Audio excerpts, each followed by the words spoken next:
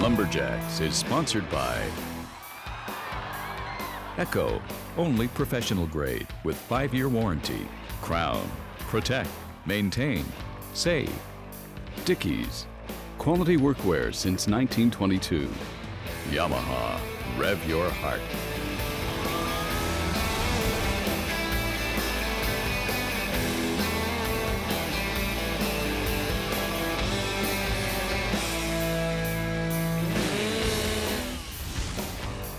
Here we are in St. Stephen, New Brunswick for an annual international lumberjack competition on the shores of the St. Croix River. St. Stephen, also known across the country as Chocolate Town and the home of the Ganong Chocolate Factory. And just a 15-minute drive up the coast, also on the Bay of Fundy, is St. Andrews by the Sea and the home of the beautiful Algonquin Resort and world-class golf course. Our lumberjack competition is being hosted in the Ganong Nature Park. In total, we have 35 competitors competing over $10,000 in prize money in 12 different events. We are going to be heading into the Masters Stock Saw event. First time I've seen it on Lumberjacks TV series, and we're going to be showing you the top 2 heats. This first heat is Brad Stevens taking on Donald Lambert from Quebec, and right now we're going to throw it down to the field, and Rod Cumberland for the play-by-play. And they're off, stock sawing. Both guys in the wood really quickly. Don Lambert a little bit ahead at this time, putting the pressure on as he gets in the smaller wood. And it is Donald Lambert, first one up on the saw, cut number 2. Brad Stevens wasting no time here, making a nice thin cut. Oh, and it's going to be Donald Lambert taking this heat of the Masters Stock Saw. Brad, you had a great cut there in the Masters Stock Saw, but apparently all hands are treated equal in this event. Talk to me about that disqualification. He said my pinky was not on top of the wood. It was outside. Wasn't down over the edge of the wood. It was over the top. Wasn't flat on the top of the wood. And my thing is, my 2 hands are 12.5 inches wide. Like Roger's hands are only like 8 inches wide. So I should technically get 3 inches to overhang. Well, maybe they have a new movement started here. The rest of the cut was really good, though, Brad. Talk to me about the rest of the cut. Saws, I'm not used to running the little saws like that, so I had to baby it a little bit of pressure to keep it cutting, but not slow it down. I was just listening to it. Absolutely. Well, you were whispering sweet nothings perfectly to it. Brad, good luck the rest of the day. Thank you. Well, a good job there by Brad Stevens, although he took a DQ because of the size of his sausage finger hands. It's Donald Lambert that sets the time to beat with a 15.5 heading into the final heat. It's going to be Paul Woodland taking on Paul Koger. And Roger McPhee sets him off, and it is Paul Koger, the first guy to the wood. Both guys reset and getting ready for the second. Look at this, it's a dead heat right now. Who's it going to be? Paul Woodland to the left, Paul Koger to the right. As they get into the smaller wood, and look at that photo finish from start to finish. What a great race the whole way through that. All right, it's not every day we see races decided by 8/100ths of a second, but Paul Woodland, you just mastered the Masters Stock Saw there. Talk to me about that cut, man. Yeah, well, the cut went really well. The saw's working good, and the wood, I think, was pretty even to have that close a race. We're 2 old loggers, too, Paul and I, so it was fun. Well, Woodzilla, I've heard the nickname here in New Brunswick for you. You proved it on that one. Excellent cut, sir. Thank you very much. Well, in the Masters Stock Saw, it boiled down to the Battle of the Pauls, with Woodland beating Koger by 8/100ths of a second. Just before the show got started, Dave Johns had a chance to talk to Alan McEachern. All right, I'm standing here with the mayor of St. Stephen, New Brunswick. Your worship, tell us what this event means to you and the public. It means a lot. You know, it's a nice yearly event. It's been going on for 25 years. It's good to have something like this going on in our Ganong Nature Park here in St. Stephen. It brings people from all areas, from the American side, on the eastern coast, all the way up through to parts of Canada. And it's nice to have all that healthy competition as well. And many thanks to the town of St. Stephen and Charlotte County for hosting this annual event for 25 years and going strong. This first heat of the men's underhand butcher block is Whitmore and Jones taking on Nickerson and Doug Armsworthy. Berlin Nickerson, first man in the wood, wailing away at this big pine block. Looks like his axe is moving the wood pretty well, so Berlin's got a good pace going here. And a great partner in Dougie Armsworthy. Doug reaching down, trying to get those bottom swings out. Different technique over here by the Americans. Each one is chopping his own side. So Brad Jones chopping his own side, and then Kyle Whitmore's chopping the second side. Berlin Nickerson, though, and Dougie Armsworthy both sticking together here on working on one side. Be interesting to see which technique will work a little bit better here. Both guys keeping good paces now. Boys, in the team of Armsworthy and Berlin Nickerson already into the small wood on this big pine block already. Doing a great job here. Berlin Nickerson swinging around to side number 2. Making quick work of this here, Doug and Berlin. Brad Jones and Kyle Whitmore also swinging still well. Nice, strong swings, keeping a good pace. Looks like they're about halfway through their block as well, so this should be a good race between both these teams. Dougie Armsworthy reaching down, trying to get that bottom wood pulled out. And now Berlin's back in, still swinging good and strong here. These guys are in great shape. Time will fall in this heat. Still a good pace over there by the 2 Americans, swinging well, oiling their axes between each swing, between each competitor. Dougie keeping the pace up quite well here right now in this underhand butcher block. As he gives way again to Berlin Nickerson, he jumps back in, wailing away at the block. Getting into the small wood now, both teams. They'll be trying to chip this wood out, making quick work of this, seeing if they can't get that bottom wood driven off. And Kyle Whitmore taking over again along with Doug Armsworthy. So a little bit faster pace here by the Armsworthy Berlin Nickerson team. As they get into the small wood at the bottom. Brad Jones back up, and he's in again, trying to get in and reach that bottom wood to drive things off. He switched around to side number 2, so both guys here now working on the back side of the block. And Doug Armsworthy back up again. Has he done enough work yet so that he can finish things off here for their team? Kyle Whitmore also. Boys, both teams still swinging with lots of pace and lots of power. They're both into the small wood now, trying to drive things off of there. Who's it going to be? They got to break this block clean. Whitmore and Jones may have done enough work on the front side of the wood. Things seem to be slowing down a little bit for the Armsworthy Berlin Nickerson team. Let's cheer them on here, gang. Great work here. Over 3 minutes chopping right now in the underhand butcher block. This is how it was done in the days of old. Doug reached down in the bottom wood, so now they're almost there. The block is starting to move. We can see both blocks starting to move. As they wail away here, trying to finish it off. And there it is, Berlin Nickerson finishing things off for Nickerson Armsworthy. Gentlemen, chopping like a cohesive unit in that one. The butcher block, you guys had a strategy, you committed. Talk to me about it and how it worked. You know, it's lots of fun. I just want to know where you keep your dictionary, because I want some of your words, buddy. I gotta be able to do these interviews, and this book's got to be out in front of us. So that was a cohesive chop, yes. I'm sorry, there's a French-English translation here. That was a great chop, Doug. How'd it go for you? No, it was good. You know, we switched some axes partway through, but other than that, the block was clean, no hidden knots, so I was pretty happy with it. Absolutely, that was a concern, these all being butt logs. Did you guys use good axes in this, or did you guys kind of go with your secondary axes? Yeah, exactly. Secondary stuff, and I had my beater axe on standby just in case. So, yeah, they were ugly, and but they're ugly for most, so it's all fair game. Well, that's a whole lot of effort and a whole lot of wood there. 22 inches of aspen. This next heat is the last heat. We got Koger and Nicey taking on the Cumberland brothers. Time to beat just over 3 minutes and 13 seconds. And they're both off. Cumberland into the wood ahead of Matt. Matt swinging a little bit slower and harder. Ben keeping a feverish pace here. And he's off. Good race here. Both guys reaching low. All 4 competitors, big, tall lads, so they should have no problem reaching those long axes down to the bottom. They're switched over again.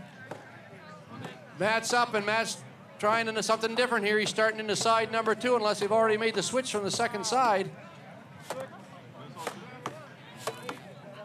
Feverish pace here by both teams, chopping away. Looks like they're already on side number 2 over here. The guys from USA doing a great job here on the underhand butcher block.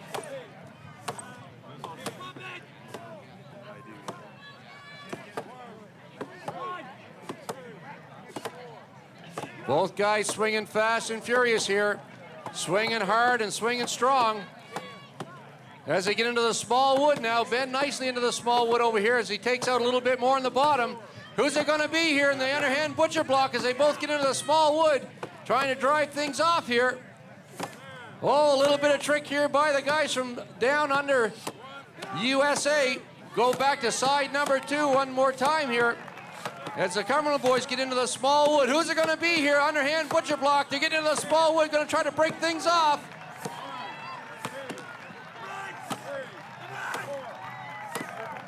Great racing here in the underhand butcher block. Who's it going to be as they get ready to drive things off? They're back to the second side again. The axe came through here on 1. Who's it going to be? There it is. Kind of a dramatic finish, but they got the block done. Gentlemen, 23 inches of awesomeness there. Walk me through that cut. You said you turned a little early, but it looked like it came off clean at the end. Well, the biggest thing with the butcher block is you can only do 10 hits per person, so we had Matt here counting for us, making sure we weren't going to get that DQ. And yeah, in the front, the block's so big, I should have been a little bit smarter and taken a good one-on-one at the bottom before I turned around. But no, just very blessed today. MVP of the cut, Matt. Talk to me about how important that counting was, bud. Well, I just try to get it loud as clear as possible and motivate.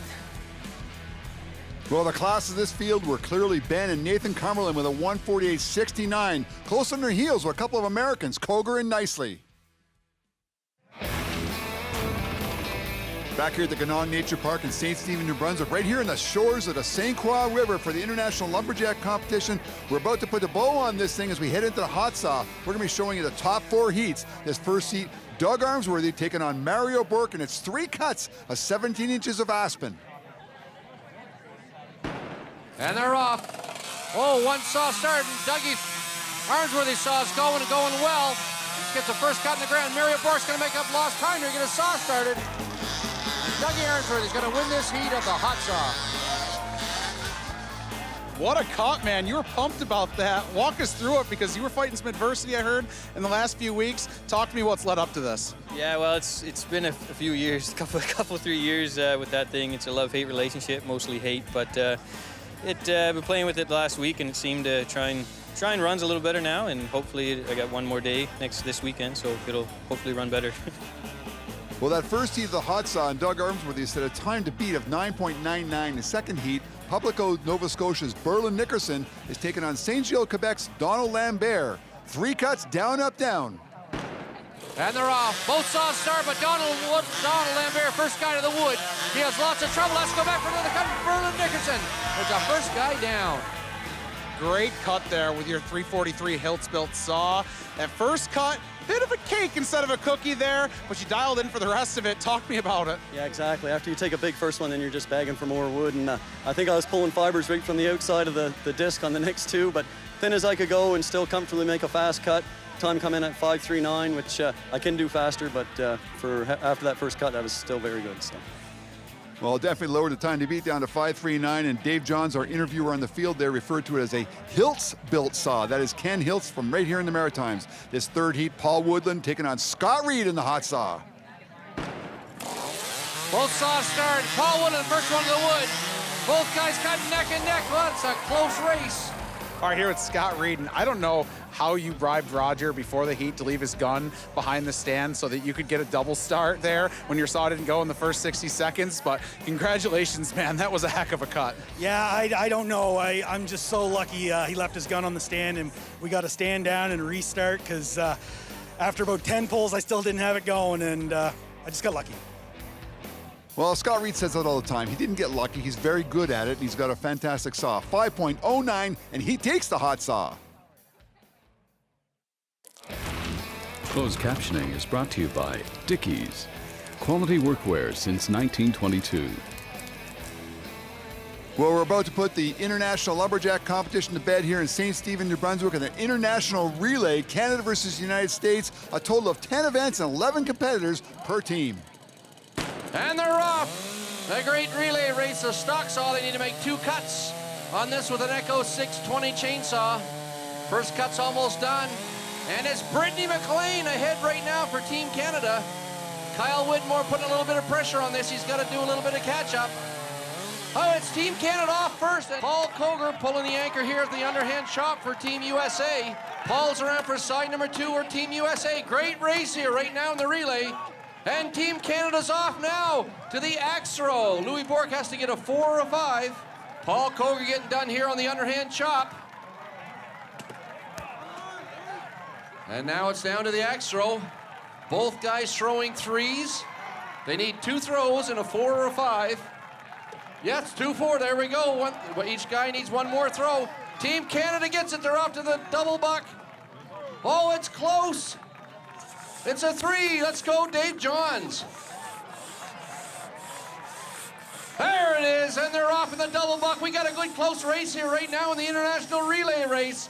Both teams on the double buck, and it's Team Canada with a slight lead as they go into the standing block. Both guys here. Doug Armsworthy taking on Brad Jones, and Brad Jones putting a mean front, and they're tied right now. Doug Armsworthy putting in a standing block chop. But look at Brad Jones, he's getting ready to drive it now, and he takes Team USA ahead. Team USA now in first place as they move to Ben nicely in the single buck.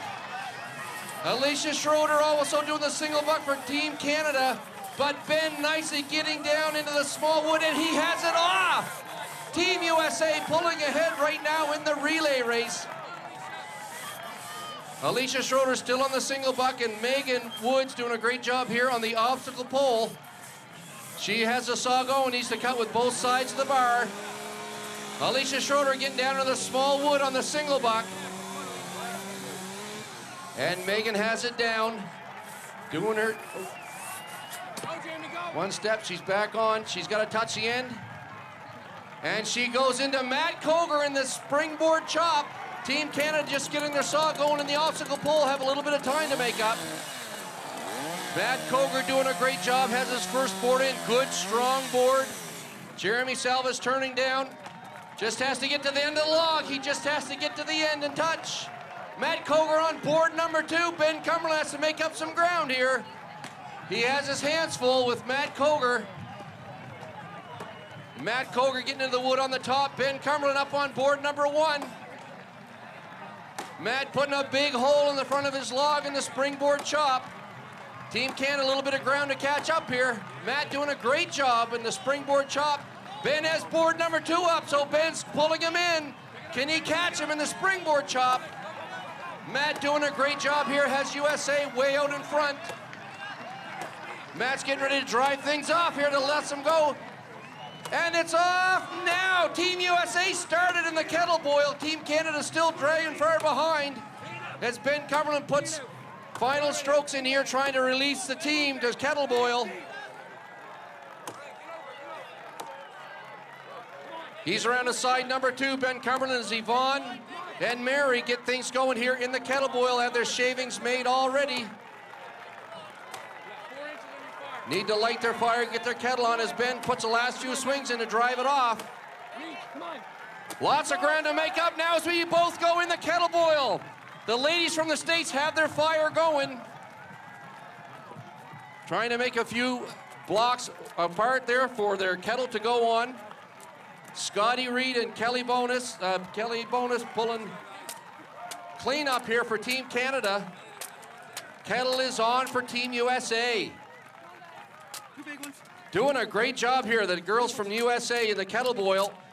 Break them in half if you want to. Uniondale, Pennsylvania. Team Canada now has a kettle on. It's going to come right down to the kettle boil. Good race right here now in the kettle boil. Mary putting a lot of wood on this fire. Mary down, blowing already in the kettle boil. Right down to the final strokes here in the kettle boil in the relay race. Oh, and the Team Canada's fire starting to grow a little bit bigger. Who's it going to be? And maybe a come from behind win here in the international relay race.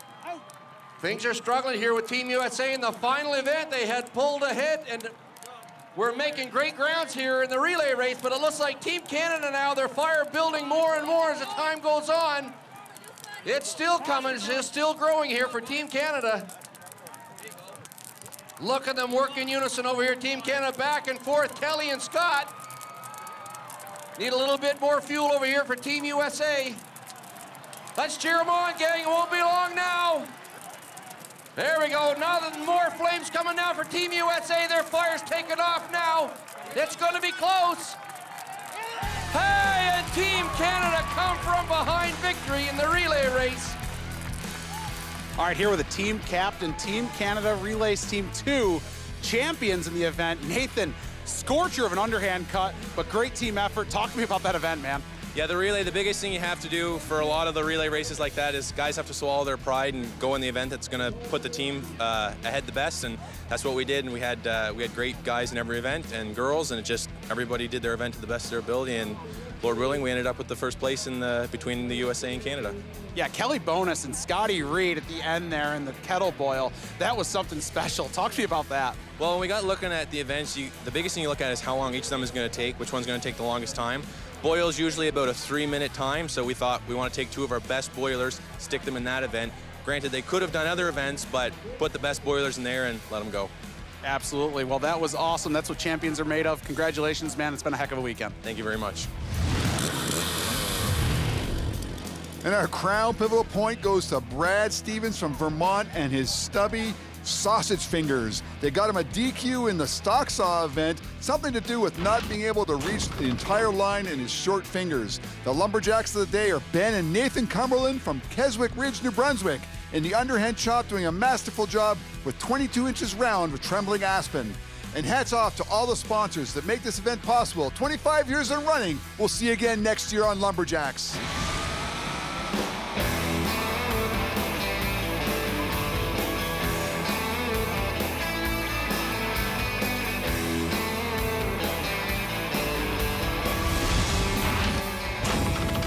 Lumberjacks is sponsored by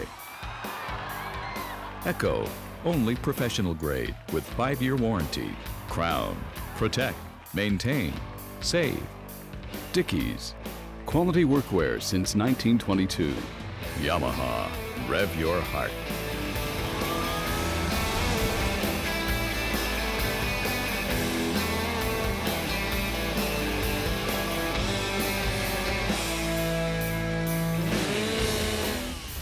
We're here with After the Double Butt Cut. We got Ben Nicely and Dave Johns. Gentlemen, great cut, lots of speed, but what happened at the bottom? I stood up out of it. I got a little lazy in the bottom, and I said, oh, we got to be done by now. And I just kind of stood up out of it, and Ben's like, what are you doing, man? Well, usually you have a turn in the cut. You go to the second cut, but on the 17-inch wood, you know, we got to the bottom, and I was like, well, I think we're done. I think it's already done. I thought we put way too much pressure in the bottom already, so yeah, it is what it is, right? Ben, what kind of saw are you guys running? I think this is a Mercier 2-cutter, right? That is correct. It's a 5.3 Mercier 2-cutter. Good cut, guys.